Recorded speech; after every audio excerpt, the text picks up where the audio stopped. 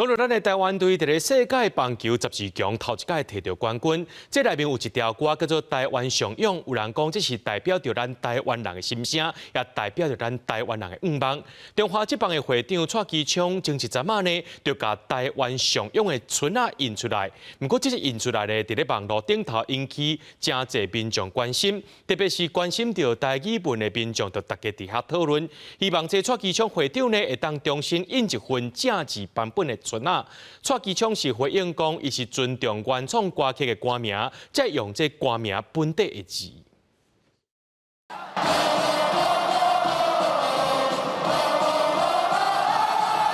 咱的棒球摕到世界冠军，这条台湾上勇的歌嘛，真做团结的展现。中华职棒会长蔡其昌嘛，伫咧面册顶面宣布，伊要印台湾上勇的船啊送互大家，嘛引起无用台湾正字的讨论，认为应该写做台湾上勇才对。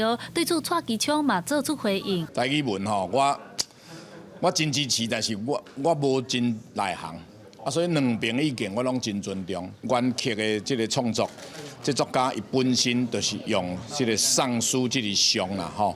其实台湾上勇这条歌是对中华职棒统一上勇改编来的。音乐出版社表示，10年前因咧创作的时，因唔知影台语有正字这个代志，才会使用因认为普遍大家拢会用的上这个字。当初会用那个上，只是在取那个谐音，因为对。标准的台语的写法，说实话，我们并不是那么样的理解。起码咱说这个台语用字吼，已经有20多年啦。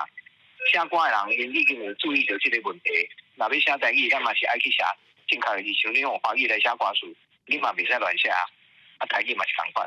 台语老师认为，对台湾上用正字讨论这个代志，会当看出来台湾人普遍是会晓听台语、讲台语，毋过会晓写台文字、知影台语有字的民众并无多。罗公成表示，每一种语言拢爱有文字，才会当算是语言。希望大家会当斗阵来重视台文正字，安尼台语才会当正确的流传落去。记者陈阿双、柯斌哲台北报道。